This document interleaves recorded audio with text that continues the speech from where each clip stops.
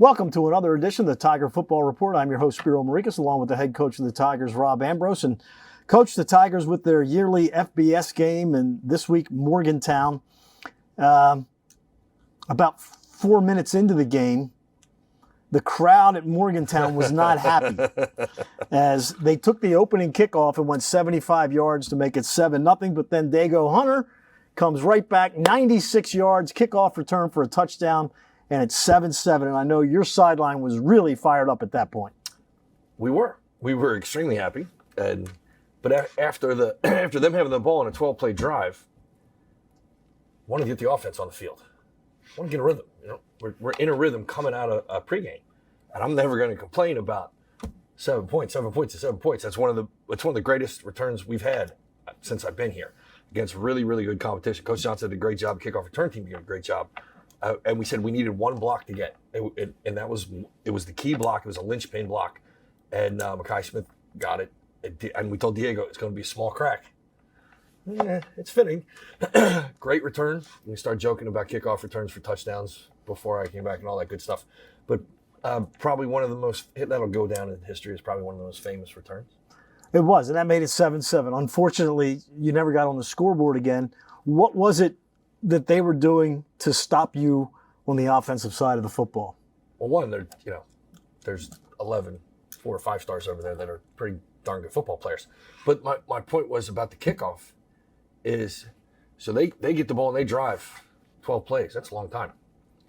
We have kickoff return for a touchdown, and their offense goes back on the field, and so does our defense. And they go on a 10-play drive. So they've run 22 plays before we've run one. Correct.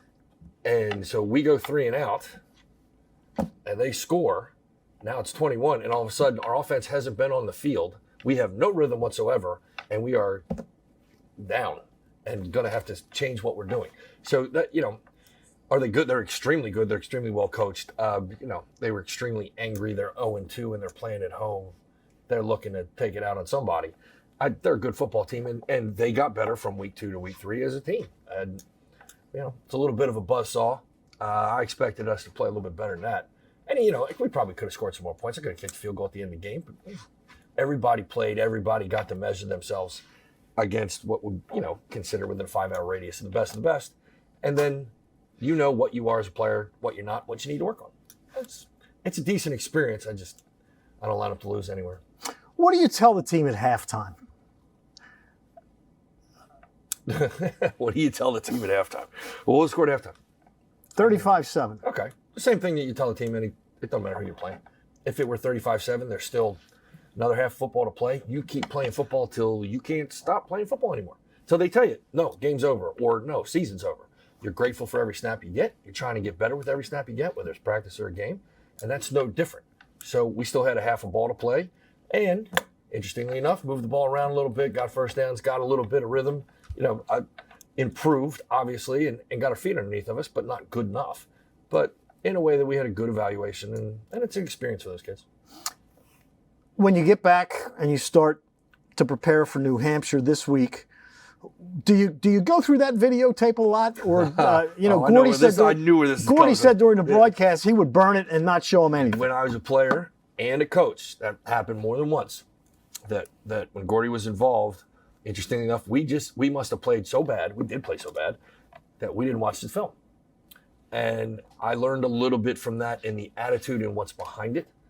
But I also learned in my experiences after I left here that if you run by those mistakes and you don't correct them, they're just going to come back to haunt you again. So it doesn't matter who you played against. It really doesn't matter the end of it. You're always trying to get better as a football player and be the best you can be. If you make a mistake, let's fix it. Let's learn from it, evaluate it, move on. And you don't want to skip over those possible learning lessons. All right. Well, we're going to move on. This week starts 8 consecutive weeks of CAA football. Once again, 4 teams in the top 25. This week you take on New Hampshire. They're going to come in. They're going to be just as angry as you. They lost at home to North Carolina Central this past week. They were 2-0. They're now 2-1. For your team, I guess they realize the importance of, part 1 of the season's over. The non-conference part, that's done. Now you're in CAA play, and every game is magnified. in the overall schedule, when you're planning at this level, or at least this is historically how it is for just about everybody in the country, you have an out-of-conference schedule. One of which those games is going to be usually a 1A game, and that's going to help pay for part of the department and all that good stuff. Everybody does that, but you need to get out of conference play with a record of no less than 2-1. You have to find a way to win those two for non-1A games, and that's the only way you're going to be set up for the rest of the season.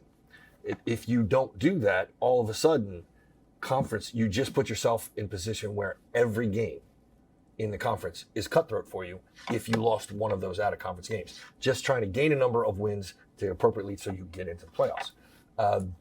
We walked out of there 2-1 and feel pretty good about it, but everybody knows there's basically 3 seasons. There's your out-of-conference season, there's your conference season, and then there's postseason. So it's an entirely new season. We spent Sunday sitting around going, okay, 3 games, 50-some new guys. We should have an idea of what we can be, and what we can't be, and what we need to fix moving forward based on these 3 games. Turn it all 1 week at a time and a conference opponent, everything you got. I sat in a teleconference today and listened to basically 6 different coaches say, none of us care about the conference record, none of this, it doesn't matter. Every single game in the CAA is up for grabs. Everybody's just too good. All right, well, New Hampshire comes in. As always, they're a team that scores points. Mm-hmm. That's been their history forever. Ricky Santos, who like to score a lot of points against Towson, is now the head coach, taking over for Sean McDonald. They are a team, though, that is giving up a lot of yardage through the air. 250 yards per game defensively they're giving up. Obviously, that's something you have to look at. Oh, gosh, yes. And to be honest, they're a good football team, but they're just like everybody else. They've played some good teams that throw the ball very well, and they've played some teams that run the ball very well. Doing a total statistical breakdown and saying it's all or nothing after a 3-game circuit isn't enough to say, but you can certainly, it'll show you, it'll give you a head start at looking in an area with a microscope for holes. Let's put it that way. We saw a little bit of Joe Bangda this week. I'm assuming we're going to see more of him as the season goes on. I would believe so. It was a great thing to get him back last week. He's a good addition to that room. He's a good addition to the backfield, and he's a good addition to the team. So, that's one more bullet in the gun, so to speak, that we did not have for week 1 or week 2, but I'm glad we have it moving forward for conference play. And then Pigram, halftime, you made a move. That was, I'm assuming, strictly let's not get him hurt. You're going to evaluate the game in its entirety, and at halftime, he wasn't having the best first half, to be honest, and he would have admitted that. And we had gone into the game knowing full well we were probably going to play everybody, that we wanted everyone to get reps. We wanted everybody to get experience. That's the only way we're going to get better as a program. And I just turned and looked at him. He goes, oh, yeah, I know. I'm cool. High five. Let's get the other guys ready. The other concern that teams have when they play these FBS games is health. And from the naked eye, it didn't look like you suffered any serious injuries during the ball game. Now, obviously, in football, nobody's ever 100%, but it seemed like you came out of that game okay. When does this get publicized? I'm not. Sorry, Ricky, love you. I'm not telling you what happened. You're going to have to figure that one out. I can tell you that in the time that I've been here and the massive number of the games that we've played like this is probably the healthiest we've ever come out of a game. And I'm thankful. All right. Well, the Tigers take on the Wildcats 4:00 on Saturday. It's Family Day at Johnny Unitas Stadium. Come on out. If you can't make it, Gordy and I will have it for you on Flow TV and TowsonTigers.com. For the head coach of the Tigers, Rob Ambrose, I'm Spiro Marikas. Thanks for tuning in to another edition of the Tiger Football Report.